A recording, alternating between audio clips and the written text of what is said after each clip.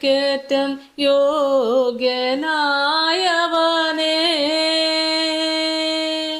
അനശ്വരനായ തമ്പുരാനേ, അങ്ങേ സന്നിധിയിൽ അർപ്പിക്കും നീ കാഴ്ചകൾ. അഭിരാമം ഞങ്ങൾ പാടാം, ആരാധന ആരാധന നാഥ ആരാധന. കർത്താവിൽ എനിക്ക് ഏറ്റവും പ്രിയപ്പെട്ടവരെ, സങ്കീർത്തനം 22 അതിൻ്റെ 1 മുതലുള്ള വചനഭാഗങ്ങളെ നമുക്ക് വായിക്കാം. ഇത് സംഗീത പ്രമാണിക്ക് ഉഷസിൽ മാൻപേട എന്ന രാഗത്തിൽ ദാവീദിൻ്റെ ഒരു സങ്കീർത്തനം എന്ന് നമ്മൾ ഇവിടെ കേൾക്കുമ്പോഴും ദുഃഖ വെള്ളിയാഴ്ച ഈ സങ്കീർത്തന ഭാഗം ഒന്നെടുക്കാറുണ്ട്. വിശേഷ ഭാഗങ്ങളിലേക്കൊക്കെ നോക്കുമ്പോഴും മുൻപ് നമ്മൾ പ്രവാചക പുസ്തകങ്ങളിൽ നോക്കുമ്പോഴും യേശു കർത്താവിനെ കുറിച്ച് പറഞ്ഞ കാര്യങ്ങൾ, ക്രിസ്തു ജനിക്കുന്നതിന് എത്രയോ സംവത്സരങ്ങൾക്ക് മുമ്പ് കുറിച്ചു വെച്ച കാര്യങ്ങൾ, ഇതെല്ലാം യാഥാർത്ഥ്യമായി കാണുമ്പോൾ ദൈവമേ കർത്താവെ, എങ്ങനെ ഈ ദൈവത്തെ നമുക്ക് മഹത്വപ്പെടുത്താതിരിക്കും? എത്ര മാത്രം ഈ ദൈവത്തെ മഹത്വപ്പെടുത്തിയാൽ നമുക്ക് തൃപ്തി വരും? ആയുഷ്കാലം മുഴുവനും ഈ ദൈവത്തെ മഹത്വപ്പെടുത്താൻ നമുക്കൊരു വാക്കുകൊണ്ട് പറ്റുമോ? ആയുഷ്കാലം മുഴുവനും നമ്മൾ സ്തുതിച്ചാലും മതിയാവത്തില്ല, അത്രമാത്രം. എൻ്റെ കർത്താവ് നമ്മളെ കേൾപ്പിക്കുന്ന ഈ തിരുവചനത്തിലേക്ക് ഒന്ന് നോക്കാം. ദൈവം അനുഗ്രഹിക്കട്ടെ. എൻ്റെ ദൈവമേ, എൻ്റെ ദൈവമേ, നീ എന്നെ കൈവിട്ടതെന്ത്? എന്നെ രക്ഷിക്കാതെയും എൻ്റെ ഞെരുക്കത്തിൻ്റെ വാക്കുകൾ കേൾക്കാതെയും അകന്ന് നിൽക്കുന്നതെന്ത്? എൻ്റെ ദൈവമേ, ഞാൻ പകൽ സമയത്ത് വിളിക്കുന്നു, എങ്കിലും നീ ഉത്തരം അറിയുന്നില്ല. രാത്രികാലത്തും ഞാൻ വിളിക്കുന്നു, എനിക്കൊട്ടും മൗനതയില്ല. ഇസ്രായേലിൻ്റെ സ്തുതികളിന്മേൽ വസിക്കുന്നവനെ, നീ പരിശുദ്ധനാകുന്നല്ലോ. സ്തോത്രം. വളരെ മനോഹരമായൊരു പ്രാർത്ഥന. ഇത് 3-ാം വാക്യം ഏറ്റവും പ്രധാനപ്പെട്ടൊരു ഭാഗം. ആ 3-ാം വാക്യത്തിൻ്റെ പ്രാധാന്യം നമ്മൾ എത്രത്തോളം വലുതാണെന്ന് അറിയണമെങ്കിൽ അതിന് 1-ാം വാക്യം തന്നെ വായിച്ചു വരണം. എൻ്റെ ദൈവമേ, എൻ്റെ ദൈവമേ, നീ എന്നെ കൈവിട്ടതെന്ത് എന്നൊരു ചോദ്യം. എന്നെ രക്ഷിക്കാതെയും എൻ്റെ ഞെരുക്കത്തിൻ്റെ വാക്ക് കേൾക്കാതെയും അകന്നു നിൽക്കുന്നതെന്ത്?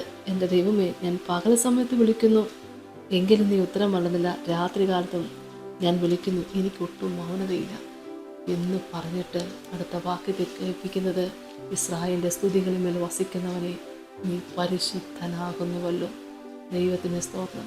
ഇത്രയേറെ ഞെരുക്കത്തിൽ, ഇത്രയേറെ കഷ്ടതയുടെ, കണ്ണുനീരിൻ്റെ, നിന്നയുടെ, പരിഹാസത്തിൻ്റെ, നൊമ്പരത്തിൻ്റെ നടുവിൽ ദൈവത്തെ സ്തുതിക്കുക എന്ന് പറഞ്ഞാൽ ഏറ്റവും വലിയ ഒരു കാര്യം തന്നെയാണ്. ചിലപ്പോൾ പലർക്കും സാക്ഷ്യം പറയാൻ അവസരങ്ങളേറെയാണ്. കാരണം ദൈവം കൊടുത്ത ഉപകാരങ്ങളൊക്കെ ഓർത്താൽ ഏറ്റവും ശ്രേഷ്ഠമേറിയ കാര്യങ്ങളാണ് ദൈവം നടത്തി കൊടുത്തത്. വൈദ്യന്മാർ കൈവിട്ടത്, മക്കളുണ്ടാകില്ലെന്ന് പറഞ്ഞെടുത്ത്, കർത്താവെ പ്രശ്നങ്ങളേറെ നിറഞ്ഞു നിൽക്കുന്ന സമയത്ത് അങ്ങനെയൊക്കെ എത്രയോ പേരുടെ പ്രശ്നങ്ങൾക്ക് വിടുതൽ കർത്താവ് ഒരുക്കുമ്പോൾ, അത്ഭുതകരമായിട്ട് ഇതിൽ നിന്ന് വിടുതൽ പ്രാപിക്കുമ്പോൾ ആദ്യം പറയുന്നത് ഞാൻ കർത്താവിന് വേണ്ടി ജീവിക്കുമെന്ന്. എന്നാൽ അങ്ങനെ പറഞ്ഞ് നമ്മൾ കർത്താവിനായിട്ട് ഒരുങ്ങി നമ്മളെ തന്നെ സമർപ്പിച്ച് കഴിയുമ്പോൾ നമ്മൾ ഇതിനു മുമ്പ് കണ്ടിട്ടില്ലാത്ത പ്രശ്നങ്ങളെ, പ്രതികൂലങ്ങളെ ചുറ്റുവട്ടത്തൊന്നും മുഴുവനായിട്ട് പാഞ്ഞോടി വരുന്നൊരു അനുഭവമുണ്ട്. അപ്പോൾ ചിലപ്പം പറയും, ആ പ്രശ്നങ്ങളാണ് ഞാൻ ദൈവത്തിൽ നിന്ന് അകലാൻ കാരണം, ഈ പ്രശ്നമാണ് ഞാൻ കർത്താവിൽ നിന്ന് അകലാൻ കാരണം.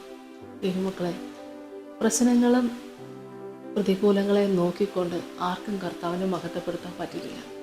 എന്നാൽ പ്രശ്നങ്ങളുടെയും പ്രതികൂലങ്ങളുടെയും നടുവിൽ പ്രവർത്തിക്കുന്ന ദൈവത്തെ ഒന്ന് നോക്കിയാൽ സാക്ഷീകരിക്കാൻ ദൈവം സഹായിക്കും. അത് നല്ലൊരു സ്റ്റേജ് തന്നെയാണ് ദൈവമക്കളെ. കർത്താവിനെ മഹത്വപ്പെടുത്താൻ ദൈവം തരുന്ന ഏറ്റവും മനോഹരമായ സ്റ്റേജ് തന്നെയാണതെല്ലാം. യേശുവേ സ്തോത്രം. അവയെ, ആ മഹാകഷ്ടതയെ നമ്മൾ ദുഷിക്കാതെ പഴിക്കാതെ, ഈ കഷ്ടത നിമിത്തം, ഈ കഷ്ടത വന്നതെനിക്ക് ഗുണമായെന്നാണല്ലോ സങ്കീർത്തനക്കാരൻ നമ്മളെ കേൾപ്പിക്കുന്നത്. ദൈവത്തിന് സ്തോത്രം. ഈ കഷ്ടതയൊന്ന് മാറിയിട്ട് വേണം എനിക്ക് നന്നായിട്ടൊന്ന് സാക്ഷി പറയാൻ. ഈ കഷ്ടതയിൽ നിന്ന് ഒരു വിടുതൽ, ഈ പ്രാർത്ഥിച്ച കാര്യങ്ങളെല്ലാം സാധിച്ചിട്ട് വേണം സാക്ഷി പറയാൻ, അല്ലെങ്കിൽ കർത്താവിന് വേണ്ടി ഇറങ്ങാൻ. അങ്ങനെയൊക്കെ ചില തീരുമാനങ്ങൾ പലരും എടുക്കും. ഒന്നോർത്താൽ മതി, നമ്മൾ എവിടെ നിന്നാണ് വന്നത്, എവിടെയായിരുന്നു. കുപ്പയിൽ നിന്ന് നമ്മളെ കരം പിടിച്ചുയർത്തി. ദൈവത്തിന് സ്തോത്രം. ഹല്ലേലൂയ. മഹാകഷ്ടതയുടെ നടുവിൽ നിന്ന് നമ്മുടെ അയ്യമ്പിളി കേട്ട് നമ്മളെ വീണ്ടെടുത്ത കർത്താവിന് വേണ്ടി നമുക്ക് സാക്ഷിയായി തീരത്തില്ലേ? എത്ര എത്ര അത്ഭുതങ്ങൾ ദൈവം നമുക്ക് തന്നിട്ടുണ്ട് ദൈവമക്കളെ. അതൊക്കെ നമ്മൾ പറയാൻ പറ്റാതെ പോകുന്നത് എന്തുകൊണ്ടാണ്? അതിൽ നിന്ന് നമ്മൾ രക്ഷപ്പെട്ട് വന്നു കഴിയുമ്പോൾ നമ്മളെ തേടി വരുന്ന ചില പ്രശ്നങ്ങളുണ്ട്, ചില ചോദ്യങ്ങളുണ്ട്, ചില നോട്ടമുണ്ട്, ചില പ്രതികൂല സാഹചര്യങ്ങളുണ്ട്. നമ്മൾ അവയിലേക്ക് നോക്കി അതിന് തക്കവണ്ണം അതിനോട് ചേർന്ന് നമ്മൾ മാറിപ്പോകുമ്പോൾ വീണുപോയത് നമ്മൾ തന്നെയാണെന്നൊന്ന് മനസ്സിലാക്കണം. ദൈവമക്കളെ, വീഴിക്കാൻ പലർക്കും സാധിക്കും, വീണെടുത്ത് രക്ഷിക്കാൻ വീഴിപ്പിച്ചവർക്ക് സാധിക്കത്തില്ല. എവിടെയെങ്കിലും വീണ് കിടക്കുന്നൊരു കാര്യം അല്ലെങ്കിൽ ആരാധനയ്ക്ക് മുടക്കം വരുത്തി, ശുശ്രൂഷയ്ക്ക് മുടക്കം വരുത്തി പലർക്കും പല സാഹചര്യങ്ങൾ കാണും പറയാൻ. ഇന്ന കാരണമാണ് ഞാൻ ദൈവാലയത്തിൽ നിന്ന് വിട്ടത്, ഇന്ന കാരണമാണ് ഞാൻ ശുശ്രൂഷയിലാണ്. ഇന്ന് കേൾക്കുന്ന ദൈവമക്കളെ, കർത്താവ് നമുക്ക് ഉപകാരം തന്നത് ഒന്ന് ഓർത്താൽ, ലോകം മുഴുവനും പ്രതികൂലമായിട്ട് നിന്നാലും കർത്താവിന് വേണ്ടി നമ്മൾ വേല ചെയ്യും, കർത്താവിന് വേണ്ടി ജീവിക്കും. നമ്മൾ ചെയ്യുന്നതെല്ലാം കാണുന്ന ഒരു ദൈവം കൂടെയുണ്ടെന്ന് വിശ്വസിച്ച് ആ ദൈവത്തിൻ്റെ പാദപീഠത്തിലേക്ക് ഒന്ന് ചേർന്നിരുന്നാൽ മതി. നടത്തുന്നത് ദൈവമാണ്. ഉപകാരം കിട്ടിയ ദൈവമക്കളെ, ലോകത്തിൻ്റെതായിട്ടുള്ള ഏത് പ്രശ്നങ്ങൾ വന്നാലും കർത്താവിൽ നിന്ന് സഹായം പ്രാപിച്ചവർ കർത്താവിൻ്റെ പാദപീഠത്തിൽ തന്നെ കാണും. ഏത് പ്രതികൂല സാഹചര്യങ്ങളിലും കാണും. അവർക്ക് ദൈവത്തെ മഹത്വപ്പെടുത്താൻ പറ്റും. ഇന്നൊരു കാര്യം കൂടെ സാധിച്ചിരുന്നെങ്കിൽ ഞാൻ നന്നായിട്ട് ദൈവവേല ചെയ്തേനെ, ഈ സാഹചര്യം ഒന്ന് മാറിയിരുന്നെങ്കിൽ ഞാൻ ദൈവവേല ചെയ്തേനെ. ഇതൊന്നും നമുക്ക് പറയാൻ ദൈവമക്കളെ നമുക്കൊരിക്കലും അങ്ങനെ ഒരു കാര്യം, ഒരു നിബന്ധന നമ്മൾ അവിടെ വെക്കാതിരിക്കുവാൻ നമ്മൾ നോക്കണം. കഷ്ടതയുടെ നടുവിലും നമുക്കറിയാലോ, ദാവീദ് രാജാവിനെ കുറിച്ച് നോക്കിക്കുക ദൈവമക്കളെ. ഉൽപ്പത്തി മുതൽ വെളിപ്പാട് വരെ പുസ്തകങ്ങൾ നമ്മൾ വായിച്ചു നോക്കുമ്പോൾ പൂർവ്വപിതാക്കന്മാർ മുതൽ അപ്പോസ്തലന്മാർ വരെയും നമ്മൾ നോക്കിയാൽ അവരുടെയൊക്കെ ശുശ്രൂഷകൾക്ക് ഈ ലോകത്തിൻ്റെ കൈത്താങ്ങളില്ലായിരുന്നു. പ്രശ്നങ്ങളുടെ നടുവിൽ തന്നെയാണ് കർത്താവിന് വേണ്ടി വേല ചെയ്ത് അന്നും ഇന്നും പ്രശ്നങ്ങളുടെ നടുവിലൂടെ ശുശ്രൂഷ ചെയ്യുന്ന ഒരുപാട് പേരുണ്ട്. ദൈവത്തിന് സ്തോത്രം. എൻ്റെ കർത്താവ്, പ്രശ്നങ്ങളുടെയും പ്രതികൂലങ്ങളുടെ നടുവിലൂടെ കടന്നു പോകുവാൻ ഇടവന്ന സാഹചര്യങ്ങൾ നമ്മുടെ ജീവിതത്തിലുണ്ട്. അപ്പോഴൊക്കെ കൈമെടുക്കോടെ നടത്തിയ ദൈവത്തെ നോക്കിയപ്പോൾ ദൈവമക്കളെ, നമുക്ക് സ്തുതിക്കാൻ വേറെ എന്ത് നാമം പറയാനാവുള്ളത്? ആകാശത്തിന് കീഴെ ഭൂമിക്ക് മീതെ രക്ഷപ്പെടാൻ ഒരേ ഒരു നാമം, അത് മാത്രമേ ഉള്ളൂ. അത്യുന്നതനായ ദൈവം. ദൈവത്തിന് സ്തോത്രം. ഇത് ദേവഗണങ്ങളിൽ അത്യുന്നതനായ ദൈവം. ഈ ദൈവത്തെ മഹത്വപ്പെടുത്താൻ നമുക്ക് ആരാണ് ദൈവമക്കളെ ഇനി പറഞ്ഞു തരേണ്ടത്? ഇവിടെ വചനം നമ്മളെ കേൾക്കുന്നു. ഇത്രയേറെ ഞെരുക്കത്തിൻ്റെ നടുവിലൂടെ ചോദിച്ചു പോകുന്നൊരു കാര്യം, എൻ്റെ ദൈവമേ, എൻ്റെ ദൈവമേ, നീ എന്നെ കൈവിട്ടത് എന്ത് എന്ന് പറഞ്ഞങ്ങ് തുടങ്ങിയിട്ട് അവസാനിപ്പിച്ച ആ 3-ാം വാക്യത്തിൽ പറഞ്ഞത്, ഇസ്രായേലിൻ്റെ സ്തുതികളിൽ മേൽ വസിക്കുന്നവനെ നീ പരിശുദ്ധനാകുന്നല്ലോ. കഷ്ടതയുടെയും കണ്ണുനീരിൻ്റെ നടുവിൽ നിന്ന് കരയുമ്പോഴും ഓർക്കണം ദൈവമക്കളെ, വാഴ്ത്തി പറയാൻ അവിടെ നിന്നേ നമുക്ക് സാധിക്കണം. ഗോതമ്പ് മണി നിലത്ത് വീണ് ചാകുന്നില്ലെങ്കിൽ അത് തനിയിരിക്കും. ദൈവമക്കളെ സ്തോത്രം. ചത്തുവെങ്കിൽ അതിൻ്റെ അകത്തുനിന്ന് ഒരു മുളയും, അമേ സ്തോത്രം, അതിനകത്തുനിന്ന് ഫലമെടുക്കുന്ന അനുഗ്രഹങ്ങളും ഏറെയാണ്. അപ്പം നമുക്ക് ഇതിനോട് ഈ സാഹചര്യത്തിൽ കർത്താവിൻ്റെ വിളി കേട്ടിറങ്ങിയവർ ഒരുപാട് പ്രയാസങ്ങൾ, ഒരുപാട് പ്രശ്നങ്ങൾ നമ്മളെ തേടി വരും. ദൈവത്തിന് സ്തോത്രം. ഭയപ്പെടാനില്ല. വിളിച്ചു വേർതിരിച്ച കർത്താവിനെ മാത്രം നോക്കിയാൽ മതി. Hallelujah, hallelujah. യേശുവേ സ്തോത്രം.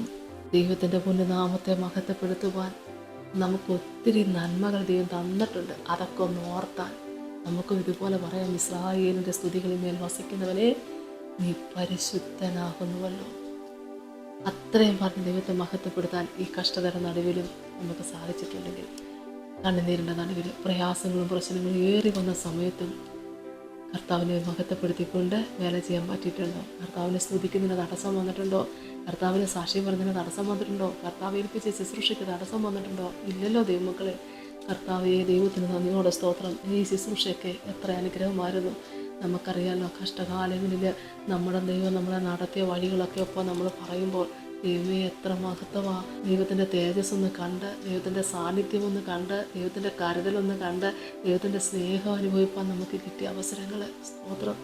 ഹല്ലേലൂയ. ചെങ്കടലിനപ്പുറത്തെത്തിക്കുന്ന ദൈവത്തിൻ്റെ മഹത്വം കണ്ടില്ലേ?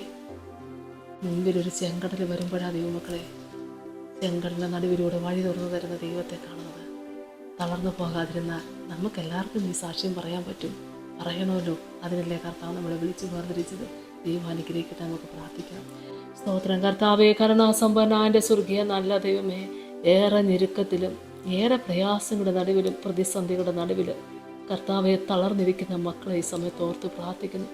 യാദൃശ്യമായിട്ടാണെങ്കിലും ഈ ശുശ്രൂഷ കൂടിക്കൊണ്ടിരിക്കുമ്പോൾ കർത്താവെ, ദൈവമായ കർത്താവ് അത്ഭുതകരമായിട്ട് നടത്തിയ നന്മകൾ നിൻ്റെ മക്കൾക്കൊന്ന് ഓർക്കാനൊരവസരം ഈ സമയത്ത് ലഭിക്കുമ്പോൾ കർത്താവെ, ഉണർന്ന ദൈവത്തെ ആരാധിപ്പാൻ ദൈവം സഹായിക്കണമേ.